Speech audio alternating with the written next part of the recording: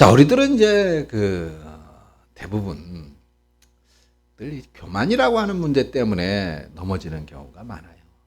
이제 소소하게 내가 어떤 아픔과 상처를 다른 사람에게 받게 되는 그런 것도 때로는 어떤 의미에서 내가 교만하기 때문에 그래요. 내가 더 낮아지고 내가 섬기는 자리에 있고 이해하고 용서하고 사랑한다면 내가 상처받을 일이 뭐가 있겠어요.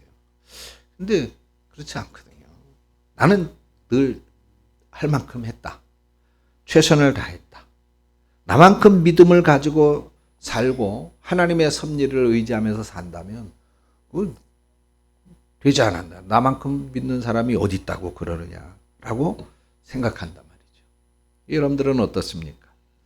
우리가 매일 매 시간 매 분 매 초마다 주님과 동행하면서 하나님의 은혜를 구하면서 삽니까? 라고 하는 질문에 정말 나는 그렇게 삽니다 라고 자신 있게 대답할 사람은 아마 글쎄요 많지 않을 것 같아요. 살아계셔서 나와 동행하시고 나한테 은혜를 주시는 하나님, 우리는 귀에 피가 나도록 늘 그렇게 듣고 그렇게 알고 있는데 사실 교회 문만 나가면 세상의 방법과 세상의 법칙으로 우리는 살아간단 말이죠. 믿음 없는 사람들이 그 사람들은 다 자기들을 위해서 사는 거지 그렇게 생각하지만 사실 그런데 그렇지 않아요. 믿음 없는 사람들도 나름의 법칙과 헌신으로 남들한테 봉사하면서 사는 그런 사람들이 참 많아요.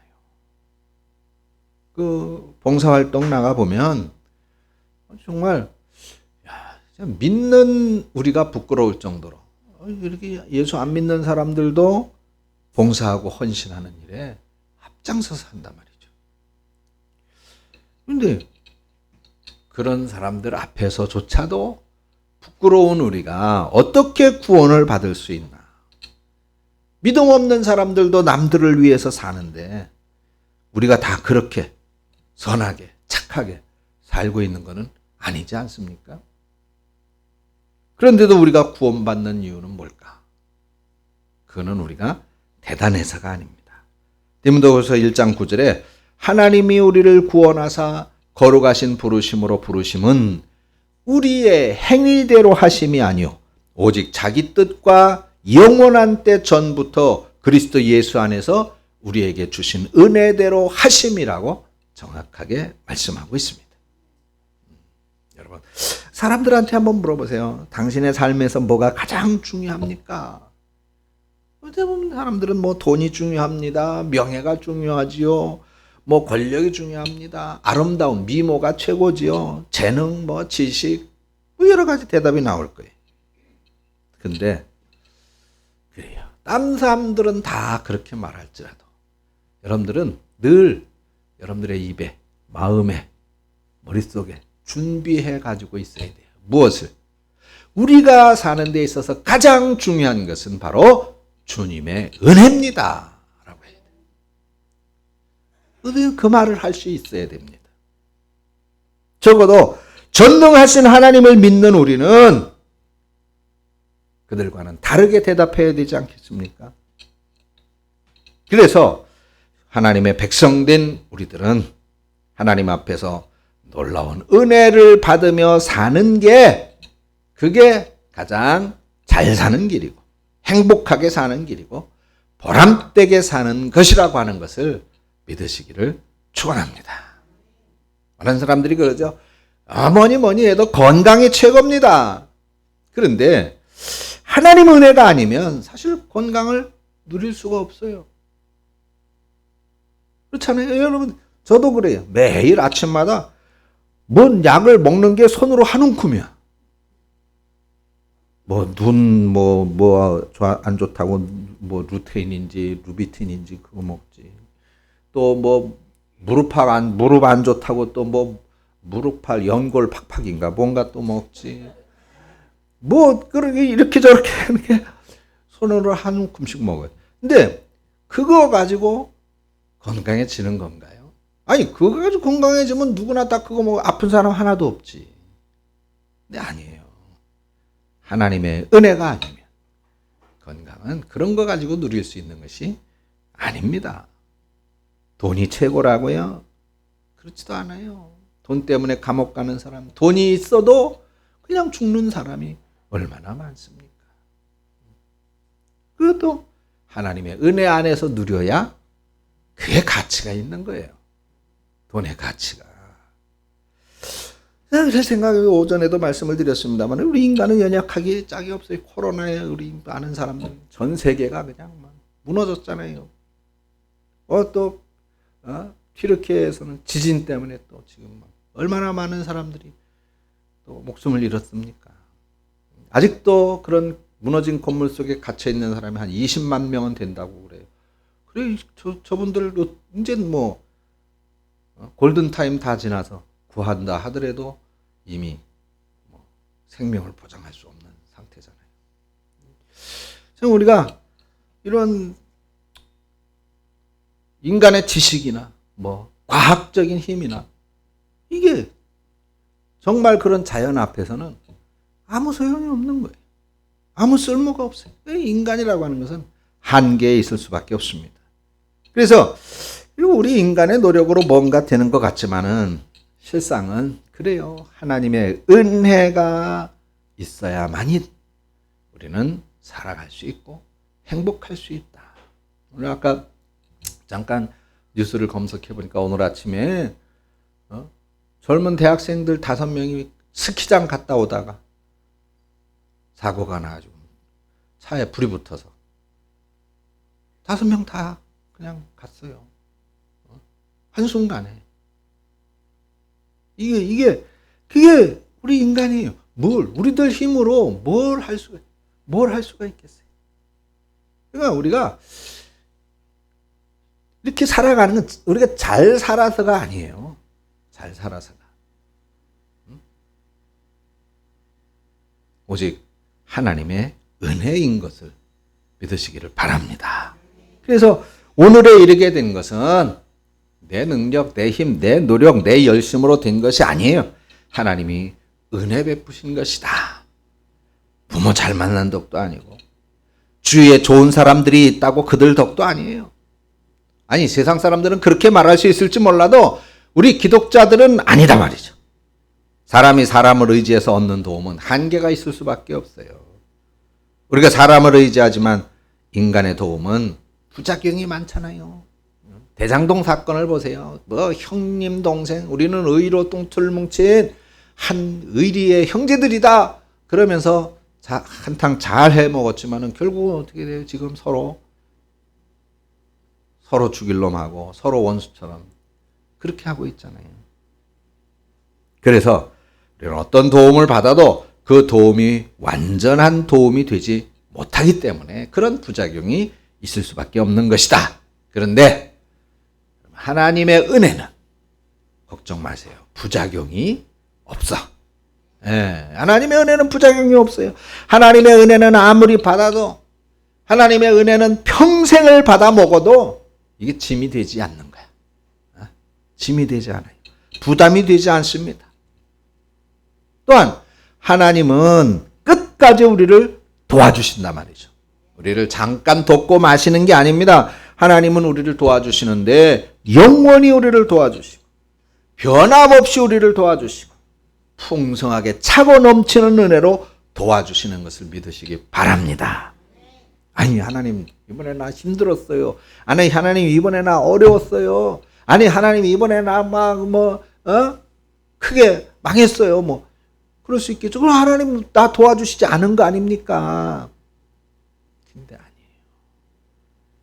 하나님은 그런 상황 속에서 나를 붙들고 계시고 나에게서 이루어질 수 있는 기회와 문을 갖고 계세요. 그렇게 되어진 것은 하나님이 원하심이 아니에요. 엄밀히 생각해 보세요. 2가지 원인이 있습니다. 첫 번째로는 당연히 나를 쓰러뜨리고자 신앙에서 멀어지고 하나님에게서 떼어내고자 하는 사탄의 영향이고, 두 번째는 어느 지점에선가 나의 실수, 나의 잘못이 있기 때문입니다. 그걸 찾을 줄 알아야 돼요. 그런데도 하나님은 나를 붙잡아 주셔서 그런 사탄의 유혹에 넘어가지 않아서 하나님 앞에 매달려 기도하게 되고, 또 하나님께서는 그렇게 된 나에게 문을 열어주시고 다시 기회를 주셔서 일어설 수 있게 하신단 말이죠. 그것이 하나님의 은혜이고, 우리는 이런 하나님의 은혜가 있는데 그것을 받아 누리려고 노력해야 된다고 말입니다. 이 하나님의 은혜를 사모해야 된다고 말이죠. 그러려면 당연히 하나님의 은혜의 보좌 앞에 담대히 나와야 되고, 은혜가 아니면은 살 수 없다는 겸손한 마음을 평생 가져야 될 줄로 믿습니다. 네, 오늘 본문에는 바로 이런 은혜를 받을 만한 두 사람의 모습이 등장하고 있어요. 우리 주님이 자신을 배격하는 사람들을 향해 하신 말씀인데, 세상에 많은 사람들이 살고 있지만은 은혜를 받는 사람은 따로 있다, 이렇게 말씀하고 있는 거예요. 근데 그들이 바로 누구라고 말씀하고 있습니까? 자신의 그야말로 다 굶어 죽을 수 없는 그런 순간에 자신의 마지막 양식을 가지고 엘리야를 대접해서 그 극심한 가뭄의 고통 가운데에서도 굶주리지 않을 수 있었던 사랍다 과부의 이야기와, 그리고 엘리사의 말에 순종을 해서 문둥병을 치료받은 나만 장군의 이야기가 언급이 되고 있습니다. 자, 이 두 사람은 은혜를 받은 사람들이에요. 그렇죠? 남들 다 굶고 있는데, 아니 나의 마지막 것을 가지고 엘리야를 대접했더니 그 가뭄이 끝날 때까지 가루와 기름이 그 통에 끊이지 않았다. 떨어지지 않았다. 굶주리지 않았다. 얼마나 은혜를 받은 것입니까? 나아만 장군도 마찬가지죠. 문둥병으로 고통받아요. 어떻게 해서 병이 낫지를 않아. 근데 엘리사를 만나가지고 엘리사가 야, 그 요단 강물에 가서 목욕이나 해. 그러면 나을 거야. 여러분, 그 말이 믿어지세요? 응? 여러분들, 나 같으면 어떻게 했겠어요? 야, 손을 얹어서 기도를 해주든지, 예? 기도해주는 어떤 물을 발라서 신비롭게 치료를 해주든지, 뭘 해줘야지, 예? 얼굴도 안 내밀고 종을 시켜서 야, 요단강 너 그냥 집에 가다가 요단강에 가서 목욕이나 하고 가. 그러면 나을지도 모르는데 그거 믿어지겠습니까? 그런데 그렇게 했단 말이죠. 그랬더니 어떻게 됐어요? 나았단 말이에요. 그게 은혜단 말이에요. 그러면은 이 두 사람은 어떻게 해서 이런 은혜를 받는 주인공이 될 수가 있었느냐 말이죠. 그래도 이 사렙다 과부와 이 나아만 장군처럼 은혜 받는 성도들이 되시기를 축원합니다. 먼저 그러려면 여러분, 소망을 하나님께 둬야 되는데, 자, 여기 굉장히 중요해요. 여러분 보세요. 배가 고파. 먹을 게 없어요. 지금 내 사랑하는 아들이 굶주리고 있어. 그러면 어디에 소망을 둘까요? 어디에 소망을 두겠어요? 양식에 소망을 두겠죠. 어떻게든 양식을 구해야 될 거 아니에요. 지금 튀르기의 그 지진 피해 지역에서는 약탈이 너무 극심해가지고 구호품까지도 막 털린다고 그래요. 왜? 배가 고프니까. 그렇죠? 그런데 자 보세요. 자, 나아만 장군 문둥병에 걸렸어요. 세상에 좋다. 장군이 넘버 2잖아. 왕 다음이니까. 그러면 치료하기 위해서 뭔들 못했겠어요. 근데 안 고쳐져. 이 나아만 장군의 소망은 뭐예요? 고쳐지는 거지. 내가 좀 건강해져야, 그래야 권세도 누리고 명예도 누리고 사랑하는 가족들과도 함께 있고 충성을 맹세했던 왕도 만날 수 있을 거 아니에요. 그럼 우리는 상식적으로 그래 배고플 때 소망은 뭐야? 양식이지. 병으로 고통받는 사람의 소망은 뭐야? 건강해지는 거지. 근데 아니야. 성경은 뭐라고 말씀하고 있느냐? 그게 소망이 아니야. 소망을 하나님께 두어야 돼 라고 말하고 있단 말이에요. 믿습니까? 놀랍지 않으세요? 아니, 우리는 상식적으로 그렇게 생각할 수밖에 없는데, 아니야, 하나님께 소망을 둬야 돼 라고 말하고 있단 말이에요. 왜 그럴까요? 왜? 하나님은 자신에게 소망을 두는 자의 소원을 들어주시기 때문입니다. 그냥 두시지 않기 때문이에요. 은혜가 필요한 자에게 은혜를 베푸시는 분이시기 때문입니다. 그래서 아무리 어렵고 힘든 상황이 닥쳤을지라도 그게 문제가 아니라 하나님의 은혜를 받아야만이 그 문제가 해결되는 거예요. 그 문제 해결의 직접적인 열쇠는 하나님이신 거지요. 하나님. 하나님이 도와주셔야 제대로 치료되고, 하나님이 도와주셔야 제대로 배부를 수 있다는 것입니다.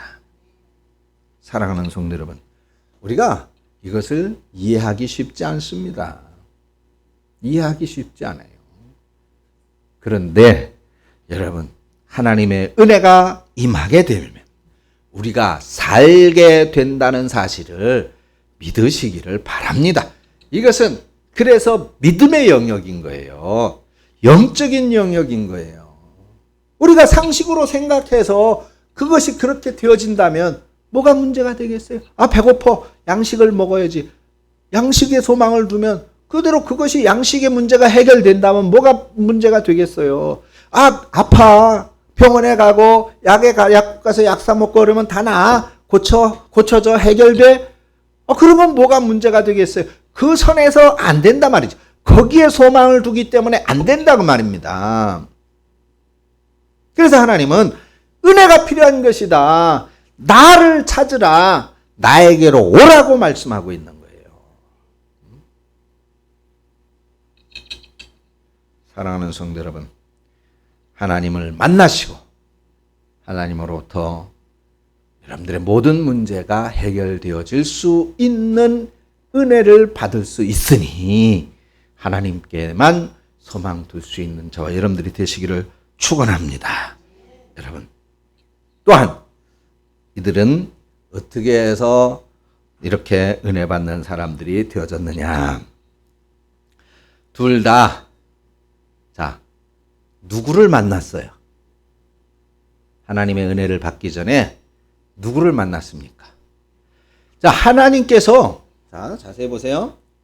은혜를 베푸시기 전에 그냥 하나님께서 사렙다 과부에게, 하나님께서 나아만 장군에게, 너 무등병 걸렸어? 너 배고파? 그러면 그 기름통 가져와. 그 가루통 가져와. 내가 채워줄게. 요단강에 가서 씻어. 그럼 내가 낫게 해줄게. 그렇게 말씀하시지 않았어요. 누구를 중간에 세우셨어요? 엘리야와 엘리사라고 하는 하나님의 사명자, 사역자, 하나님의 사역자, 하나님의 종을 세우셨습니다. 그리고 그들한테 하나님이 이해할 수 없는 요구를 하게 하시는 거예요. 왜 이해할 수 없는 요구를 하게 하셨을까요? 당연히 은혜 받을 만한 자격이 있는가를 보시고자 하는 것이지요. 은혜 받을 만한 자격이 있는가? 그런데 여러분, 이게 굉장히 중요합니다. 우리 준이한테 칼을 맡기면 어떻게 될까요? 제가 이렇게 아끼는 칼들이 있어요. 진검이 있는데 어떤 분이 그 한 자로 달라 그래. 내가 안 됩니다. 당신은 줄 수가 없습니다. 왜? 그 사람 성격이 욱하는 성격이 있거든요. 그걸 사용하면 큰일 나잖아. 못 주는 거예요. 우리 준이한테 칼을 주면 어떻게 되겠어요? 안 돼요. 그죠? 칼을 통제할 수가 있어야 돼요. 그렇죠? 그런 사람이라야 그걸 가질 수가 있는 거예요. 하나님의 은혜도 마찬가지예요. 만약에 하나님께서 은혜를 주셨어요. 그런데 그걸 받을 만한 자격이 없는 사람은 그 은혜 때문에 망하는 사람이 돼. 그 은혜 때문에 넘어지는 사람이 돼. 그 은혜 때문에 실패하는 사람이 돼. 그 은혜 때문에 죽는 사람이 된단 말이에요. 그렇게 되어지는 가장 중요한 원인 중에 하나가 바로 교만인 것이죠. 자기 우상화입니다. 그래서 하나님께서는 그 은혜들 받을 만한 그릇이 되는가, 능력이 되는가를 보시고자 함입니다. 그런데 하나님은 전지 전능 한 모든 것을 다 아셔요. 그러면 그럴 만한 자격이 되는지 없는지, 우리 희숙이가 그럴 하나님의 은혜와 복을 받을 그릇이 되는지 자격이 되는지를 하나님이 아실까 모르실까? 알고 계셔요. 알고 계시는데.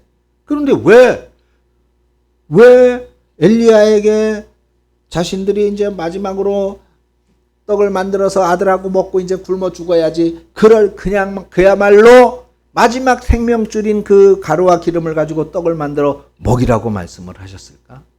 나만 장군한테 왜 요단강물에 요단강물이 한강물처럼 깨끗하기는 합니까? 완전 흙탕물인데 거기 들어가 씻으라고 하시네. 알고 계시는데 왜 그걸 요구하셨을까요? 행함입니다. 행함. 순종. 행함, 순종과 행함. 그죠? 순종과 행함. 따르고 행동하느냐라고 하는 걸 보시는 거예요. 따르고 행동하느냐. 그럼 여기에 따르고 행동하는 것은 자유의지의 영역이에요. 그렇죠? 자유의지. 나는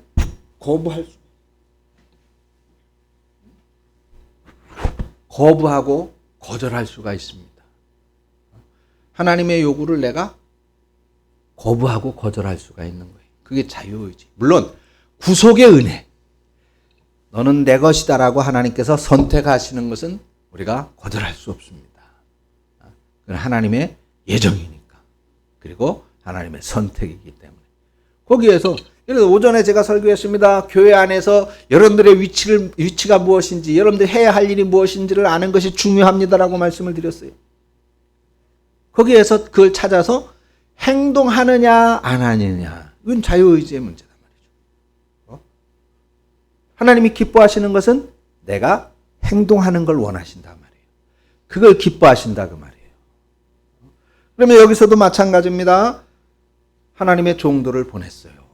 그래서 그 종들에게, 엘리사에게 그것을 얘기를 듣고 순종하여 행하느냐라고 하는 이 부분을 하나님께서 보시고자 했던 것이죠. 그러면 이 사렙다 과부에게서 순종과 행함은 무엇이에요? 마지막 먹고 죽으려고 남겨놨었던 그걸 가지고 생판 처음 보는 엘리야한테 하나님께서 그 하나님의 엘리야가 그랬죠. 엘리야가 느닷없이 나타나가지고 마지막으로 먹고 죽으려는 게 있었어? 그러면 그거 가지고 니들 먹지 말고 나를 위해서 떡을 만들어 갖고 와 라고 말한단 말이에요. 그 말을 듣고 거기에 순종해서 떡을 만들어 주는 거예요. 나만 장군도 마찬가지예요. 물론 엘리사라고 하는 사람이 엄청난 사람이다, 대단한 사람이다, 그 사람은 뭐든지 다 할 수 있는 하나님의 선지자다라고 하는 얘기를 들었죠. 그래서 엘리사가 있는 데까지 찾아온 거 아닙니까? 암몬이라고 하는 나라에서. 그런데 엘리사가 그 거대한 왕국의 장군이 넘버 2가 찾아왔는데 만나줬어요? 안 만나줬다. 기분이 좋았겠어요? 나빴겠어요? 당연히 나빴겠죠. 야씨, 이게 감히 내가 왔는데 만나주, 가자! 그래가지고 돌이켜 가는데 그 요단강에서 목욕이나 하고 가! 그랬단 말이에요. 그게 진짜 여러분 감당이 되겠어요? 근데 나만 장군 똑같아요. 아이씨, 무슨 헛소리를 하고 있어. 뭐 더 심한 말도 했겠죠. 나불이 저 들어가서 목욕이나 하고 가라, 말이 되느냐? 우리 나라에는 저 요단강보다 더 깨끗하고 큰 강이 얼마든지 있는데, 그러면서 그냥 가려고 그랬을 때 작은 이스라엘에서 잡아온 여종이 하나 있었잖아요. 그 여종이 이제 엘리사도 얘기를 해준 거. 장군님, 뭐 돈 들어가는 것도 아닌데 날씨도 덥잖아요. 그래도 그냥 한번 들어갔다 나오시지요. 해가지고 그래? 한번 그렇게 하자. 그렇게 한 게 그 요단강물에 들어갔다 나왔더니 싹 고쳐졌단 말이죠. 여러분, 이게 바로 이거예요. 하나님은 자 은혜를 베풀어 주시는데 반드시 중보가 있다라고 하는 거예요. 중보는 뭐예요? 그러니까 중간 그 도움, 중간 도움을 주는 자, 중간에 도움을 주는 자, 그러니까 보필하는 자, 도와주는 자라는 거예요. 도와주는 자, 도와주는 자. 자, 하나님께서 우리를 도우시는데 보혜사로 그걸 보혜사라 그래요. 도와주는 자, 보혜사. 뭐라 그런다고? 보혜사. 누구를 주셨습니까? 예수 그리스도. 예수 그리스도 부활 승천하셨어요? 그럼 이제 하나님과 우리 사이에 보혜사가 없습니까? 지금 이 시대는 예수님이 가신 후에 다시 다른 하나님이 오셨어요. 하나님의 영, 성령이 오셨죠. 그래서 지금은 보혜사 성령이라고 말하는 거예요. 보혜사 성령 하나님. 그러면 이제 이 사렙다 과부에게 이제 굶어 죽을 수밖에 없는데 살 길이 열렸어. 누구를 통해서? 엘리야라고 하는 보혜사, 중보자, 중간 하나님의 은혜를 전달해 주는 사람. 엘리사가 성령 하나님이나 예수 그리스도나 하나님 그런 위치를 말하는 것은 아닙니다. 도와주는 자라는 거예요. 누구를 통해서? 하나님을 통해서 사렙다 과부를 도와주는데 거기에 누굴 세웠느냐? 하나님의 종인 엘리야를 세웠다. 하나님께서 나아만 장군을 치료해 주시는데 거기에 누구를 세워서 치료받게 해주셨느냐? 엘리사라고 하는 하나님의 종을 통해서 치료받게 해주셨다. 그 말입니다. 하나님은 반드시 이렇게 중간에 돕는 자, 하나님의 종을 세워서 역사해 주시는 겁니다. 지금 여러분들 앞에 이제 여러분들에게 하나님께서 은혜를 주실 건데 여러분들이 하나님의 은혜를 주셔서 여러분들을 살게 해주시고 여러분들을 도와주실 건데 누구를 통해서? 여러분들의 앞에 서 있는 하나님의 종이 누구야? 그렇지. 물론 저의 위치도 그래서 목회자라고 하는 위치에서 중요합니다. 더 중요한 것은 지금의 우리들의 보혜사는 물론 성령 하나님이시고 교회인 것이에요. 교회. 그래서 교회가 중요한 거예요. 그래서 교회를 나와야 되는 것이고 그래서 성령 하나님의 도우심을 받아야 되고 그래서 늘 주의 종의 말씀에 귀를 기울여야 되는 거예요. 저를 통해서 오늘 하나님께서는 여러분들에게 말씀을 주시고 그 말씀을 통해서 하나님께서 은혜의 길을, 은혜의 방법을 깨닫게 해주신다 이 말이에요. 그것이 중요한 것입니다. 그것은 제가 신령하고 어마어마한 능력이 있고 바울 아까 오전에 바울처럼 바나바처럼 그렇게 대단해서가 아니에요. 하나님께서는 믿는 성도들에게 바로 그런 과정을 통해서 체계를 통해서 질서를 통해서 은혜를 베푸시고 형통함의 복을 맛보게 하시고 그러한 길을 허락해 주시고 살 길을 열어 주신다라는 사실을 믿으시기를 축원합니다. 그래서 이렇게 주일날 여러분들이 할 일 없어서 여기 와 있는 게 아니잖아요. 교회가 그만큼 중요하고 주의 종의 입을 통해서 하나님께서 말씀하시기 때문에 그 말씀을 통해서 하나님의 은혜를 받고 듣는 것이 중요하고 그래서 귀를 기울이고 예배를 위해 집중해야 되는 것이다 그 말이에요. 하나님의 말씀을 듣는 것이 중요하다라고 하는 것입니다. 어떤 성도님이 저한테 우리 교회 교인이 아니에요. 다른 그 교회 집사님들 문자가 왔어요. 매주 그 설교 오전 오후 예배 설교를 잘 듣고 빠짐없이 듣고 은혜를 받고 있습니다. 그러면서 문자를 보내왔더라고요. 어저께. 그래서 얼마나 감사합니까? 아니 우리 예배 우리 교회 예배를 5,500명이 예배를 드리고 제 설교를 매주 1,100명이 넘게 설교를 그렇게 듣고 여기 있는 여러분들은 더 많이 들어야지. 나는 주일날 교회 가서 오전 예배, 오후 예배 설교 들었으니까 이제 일주일 내내 안 들어도 돼. 그러고 한 번도 안 보지. 유튜브 한 번도 안 보지. 솔직하게 말해. 내가 안 때릴 테니까. 그래요. 근데 말씀이 중요합니다. 여러분들 꼭 말씀을 가슴에 담고 그 말씀을 일주일 내내 그 말씀을 새기면서 믿음으로 살아야 되는 거예요. 그게 우리 신앙인의 삶입니다. 혹여 무슨 말씀을 하셨지 기억이 안 나걸랑 유튜브 한 번씩 보시면 그 말씀이 그대로 나오고 있잖아요. 그래서 자, 이 사렙다 과부가 듣고 순종하여 행동한 그 엘리야의 말은 바로 엘리야의 말이 아니라 누구의 말이었어요? 하나님의 말씀이었던 것이죠. 나아만 장군에게 요단강물에 가서 목욕이나 하고 가라고 말씀한 건 엘리사의 말이 아니라 바로 엘리사를 통해서 하신 하나님의 말씀이었던 것입니다. 오늘 여러분들에게도 하나님은 제가 뭐 별 능력이 없고 뭐 재주는 없지만 그래도 하나님이 세우신 주의 종이니 이 종을 통해서 말씀하시고 계시다는 것을 꼭 기억하시고 믿으시기를 바랍니다. 그래서 은혜가 있어야 산다. 은혜를 누리려면 소망을 품고 주님께 나와서 주의 종의 말씀을 들어야 된다고 오늘 본문 속에서 말씀하고 있는 이 귀중한 말씀을 꼭 기억하시고 믿으시기를 바랍니다. 주일날 이렇게 교회 와서 예배에 충실하는 것이 너무나도 중요한 게 마지막으로 여기 이 사렙다 과부나 나아만 장군이 은혜를 받았는데 이 사람들의 공통점은 뭐예요? 순종하고 행동했다라고 하는 것이 오전에 금방 다 말씀을 드렸습니다. 이 순종하고 행동하는 것에 대한 가장 큰 방해물은 바로 교만이거든요. 교만 오전에 말씀을 드렸죠. 이 교만을 제거하여만이 우리는 은혜 받는 사람이 될 수가 있어요. 잠언서 18장 12절에 사람의 마음의 교만은 멸망의 선봉이요 겸손은 존귀의 앞잡이라고 말씀했습니다.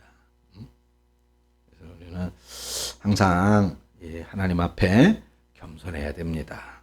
겸손해야 돼요. 잠언서 22장 4절에 겸손과 여호와를 경외함의 보응은 재물과 영광과 생명이니라 그랬습니다.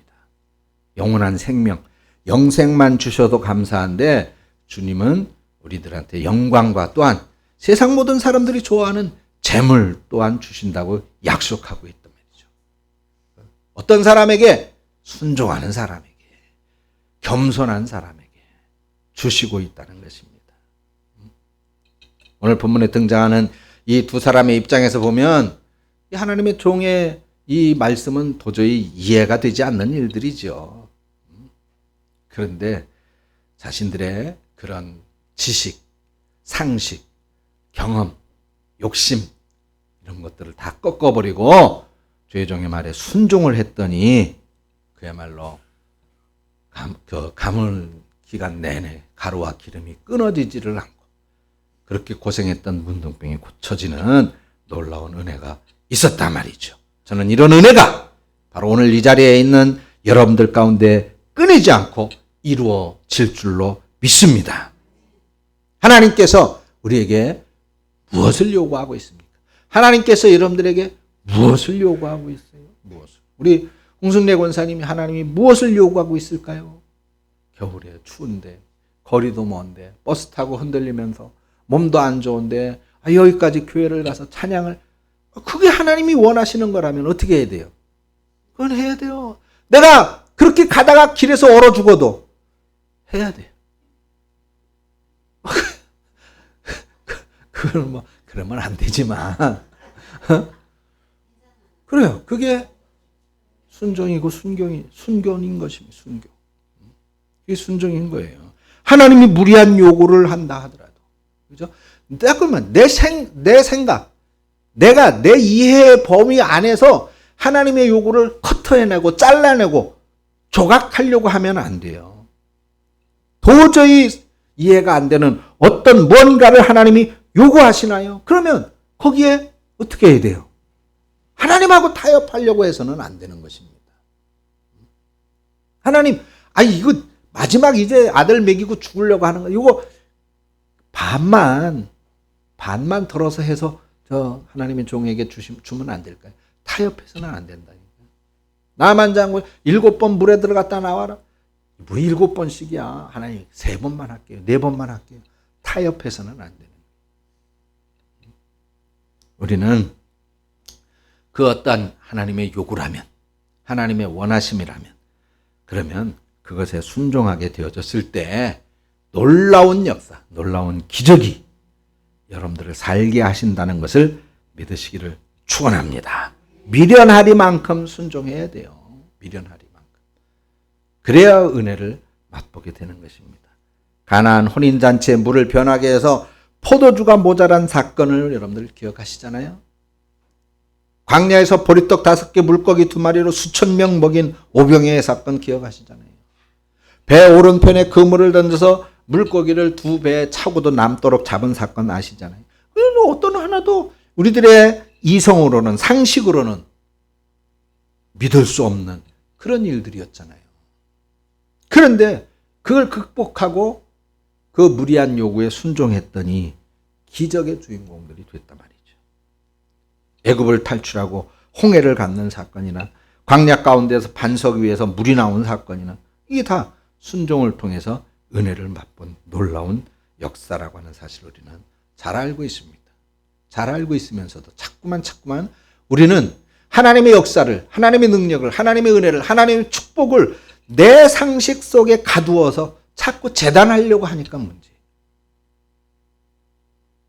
사랑하는 성도 여러분, 오늘 이 나만 장군이나 또는 사렙다 과부가 받았던, 누렸던 이 은혜와 복을 사랑하는 성도 여러분들도 순종을 통해서, 행동을 통해서, 믿음을 통해서 누리는 주인공들이 한번 되어지시기를 주님의 이름으로 축원합니다.